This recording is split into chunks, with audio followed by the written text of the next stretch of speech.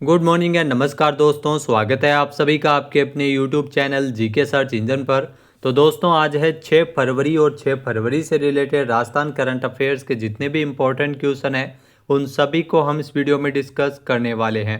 तो पूरा वीडियो बहुत ध्यान से देखना और वीडियो के एंड में मैं आपसे एक क्वेश्चन भी पूछूंगा जिसका आंसर आप सभी को कमेंट बॉक्स में देना है। कल के वीडियो में मैंने आपसे एक क्वेश्चन पूछा था जो था हाल ही में 38वें राष्ट्रीय खेलों में बीकानेर की है मोनिका जाट। इन्होंने साइकिलिंग में कौन सा मेडल जीता है? तो मोनिका जाट ने राजस्थान को पहला मेडल साइकिलिंग में दिलाया है जो बीकानेर की है।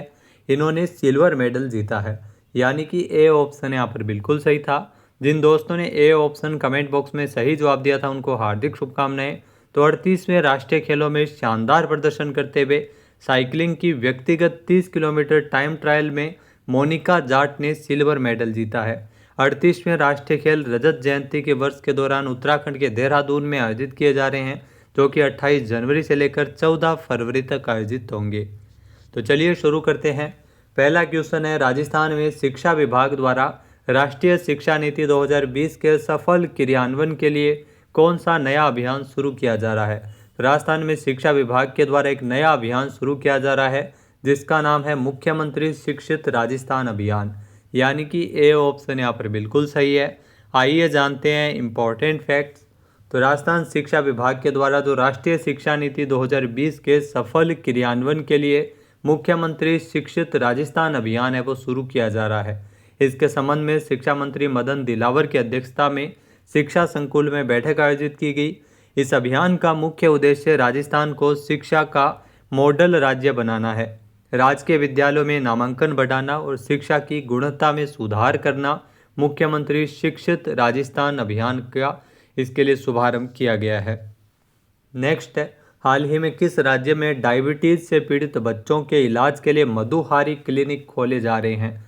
तो ये आपको ध्यान रखना है, मधुहारी क्लिनिक ये राजस्थान में खुल रहे हैं जो कि डायबिटीज से पीड़ित बच्चों के इलाज के लिए है, यानी कि सी ऑप्शन यहाँ पर बिल्कुल सही है। आइए जानते हैं इम्पोर्टेंट फैक्ट्स। तो राजस्थान में अब जो बच्चों के डायबिटीज रोग से पीड़ित बच्चों के इलाज के लिए चिकित्सा विभाग के द्वारा प्रदेश भर में डायबिटीज मधुहारी क्लिनिक खोले जा रहे हैं। प्रदेश में डायबिटीज से पीड़ित बच्चों के लिए इलाज के लिए सरकार ने पायलट प्रोजेक्ट के तहत जो अस्पतालों में जिला अस्पतालों में मधुहारी क्लिनिक है वो खोले थे। इसके तहत 12 जिलों के अस्पताल में मधुहारी क्लिनिक है वो राजस्थान में खोले जा चुके हैं। इस क्लिनिक में बच्चों को ग्लूकोमीटर, इंसुलिन और ग्लूकोस्ट्रिप सहित अन्य दवाइयां निःशुल्क उपलब्ध करवाई जा रही है। अगला क्वेश्चन है, राजस्थान सरकार के द्वारा किसके लिए दवा आपके द्वार नामक योजना शुरू की जाएगी?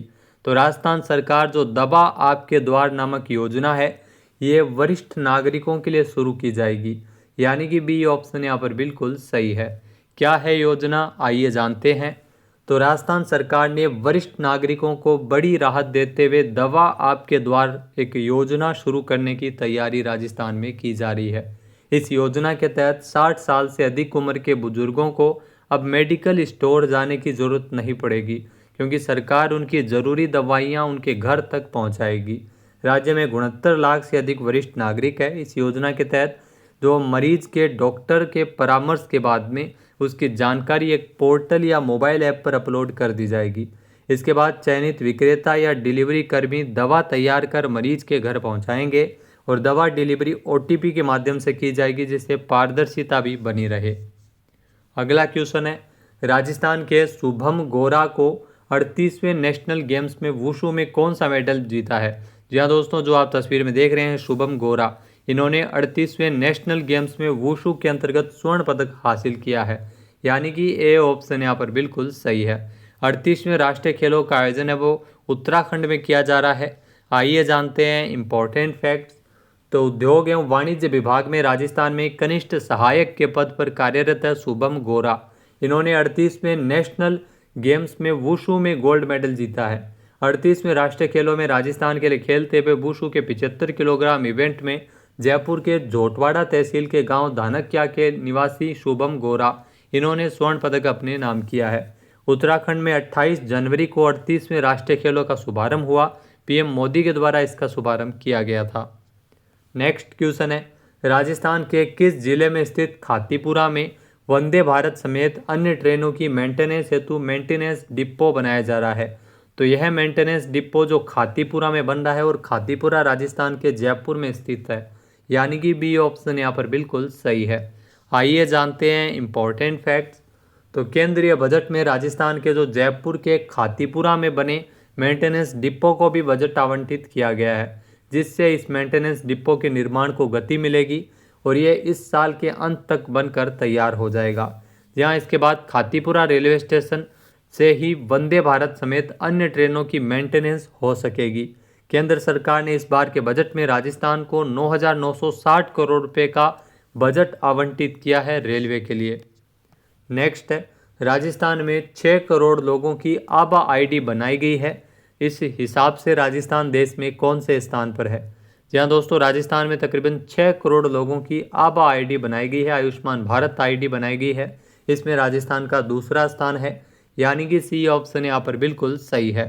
आइए जानते हैं इम्पोर्टेंट फैक्ट्स। तो राजस्थान में 6 करोड़ लोगों की आभा आईडी तैयार की गई है। देश में दूसरे स्थान पर है राजस्थान। आभा का पूरा नाम है आयुष्मान भारत हेल्थ अकाउंट आभा कार्ड बनाया जाता है। प्रदेश में 11,571 आयुष्मान आरोग्य मंदिर वर्तमान में क्रियाशील है। आयुष्मान भारत योजना के तहत आयुष्मान भारत हेल्थ अकाउंट जारी किया जाता है, यानी आभा कार्ड जारी होता है, जो कि एक डिजिटल मेडिकल कार्ड होता है। आभा कार्ड के अंदर आपका मेडिकल रिकॉर्ड डिजिटल रूप से स्टोर रहता है। नेक्स्ट है, राजस्थान से किसे शक्ति वंदनम पुरस्कार से सम्मानित किया गया है? तो शक्ति वंदनम पुरस्कार यह मिला है सिद्धि जौहरी को, यानी कि सी ऑप्शन यहाँ पर बिल्कुल सही है। आइए जानते हैं इम्पोर्टेंट फैक्ट्स। तो दोस्तों अखिल भारतवर्षीय माहेश्वरी महिला संगठन और नागपुर नगर माहेश्वरी महिला संगठन द्वारा द्वितीय कार्यकारिणी सभा क्षितिजा 2025 जो नागपुर में सिद्धि सोमानी जौहरी, इनको शक्ति वंदनम पुरस्कार से सम्मानित किया गया था। सिद्धि सोमानी जौहरी को ये राष्ट्रीय पुरस्कार पूरे भारत से सिर्फ 5 प्रभावशाली और प्रेरणादायक और सर्वश्रेष्ठ कार्य करने वाली महिलाओं को दिया जाता है। सिद्धि जौहरी को यह पुरस्कार कैबिनेट मंत्री नितिन गडकरी जो परिवहन मंत्री है, उनकी पत्नी कंचन गडकरी के द्वारा यह पुरस्कार है वो सिद्धि जौहरी को दिया गया था। नेक्स्ट है, साहित्य और शिक्षा की श्रेणी में राजस्थान के किस व्यक्ति को पद्मश्री सम्मान मिला है? तो साहित्य और शिक्षा की श्रेणी में ध्यान रखना पद्मश्री पुरस्कार मिला है शीन काफ निजाम को, यानी कि ए ऑप्शन यहाँ पर बिल्कुल सही है। शीन काफ निजाम है वो राजस्थान के जोधपुर के रहने वाले हैं और जोधपुर के कवि है, साहित्यकार है, शायर है। इनको साहित्य और शिक्षा की श्रेणी में ये पद्मश्री पुरस्कार मिला है। आइए जानते हैं इम्पोर्टेंट फैक्ट्स। तो उर्दू और हिंदी विषय पर पकड़ रखने वाले जोधपुर के शीन काफ निजाम, इनको साहित्य और शिक्षा की श्रेणी के लिए पद्मश्री सम्मान के लिए चुना गया है। उर्दू साहित्य में विशेष पहचान रखने वाले शीन काफ निजाम की कई पुस्तकें काफ़ी लोकप्रिय है, जिनमें मुख्य रूप से लम्हों के सलीब, दस्त में दरिया, साया कोई लंबा न था, नाद, लफ्ज़ के दर पर जैसी प्रमुख कृति इनकी है। नेक्स्ट क्वेश्चन है, चंद्रयान से चुनाव तक, जहाँ चंद्रयान से चुनाव तक पहल किसके द्वारा शुरू की गई है? तो चंद्रयान से चुनाव तक ये पहल है वो भारतीय चुनाव आयोग यानी निर्वाचन आयोग के द्वारा शुरू की गई है, यानी कि बी ऑप्शन इस क्वेश्चन का बिल्कुल सही है। आइए जानते हैं इम्पोर्टेंट फैक्ट्स। तो भारतीय चुनाव आयोग ने जी हाँ इलेक्शन कमीशन ने मौजूदा विधानसभा चुनाव के दौरान पश्चिमी दिल्ली में मतदाताओं का उत्साह बढ़ाने के लिए चंद्रयान से चुनाव तक जी हाँ एक पहल की शुरुआत की है। इस अभिनव अभियान का उद्देश्य भारत की अंतरिक्ष उपलब्धियों और विशेष रूप से सफल चंद्रयान मिशन को लेकर उत्साह का लाभ उठाकर मतदाताओं को शामिल करना है। नेक्स्ट क्वेश्चन है, किस भारतीय अमेरिकी संगीतकार को हाल ही में ग्रैमी अवार्ड 2025 से सम्मानित किया गया है? यहाँ दोस्तों भारतीय अमेरिकी संगीतकार जिनको ग्रैमी अवार्ड मिला है चंद्रिका टंडन इनका नाम है, जो आप तस्वीर में देख रहे हैं, यानी कि ए ऑप्शन यहाँ पर बिल्कुल सही है। आइए जानते हैं इम्पोर्टेंट फैक्ट्स। तो भारतीय अमेरिकी संगीतकार चंद्रिका टंडन, इनको हाल ही में उनके एल्बम त्रिवेणी के लिए, एल्बम आप जरूर ध्यान रखना, उनका एल्बम है त्रिवेणी जिसके लिए ग्रैमी अवार्ड 2025 से उनको नवाजा गया है। ये पुरस्कार बेस्ट न्यू एज एल्बम श्रेणी में उनको मिला है। चंद्रिका की इस उपलब्धि पर पीएम मोदी ने भी बधाई दी है और इसे भारतीय संगीत के लिए गर्व का पल है, क्योंकि भारतीय अमेरिकी संगीतकार है चंद्रिका टंडन जिनको ग्रैमी अवार्ड मिला है, ग्रैमी अवार्ड संगीत के लिए सर्वश्रेष्ठ अवार्ड होता है। बात करते हैं आज के हमारे क्विज के, जिसका आंसर आप सभी को कमेंट बॉक्स में देना है। तो आज का क्विज है, राजस्थान में साल 2025 में नागौर पशु मेला कब से शुरू हुआ है।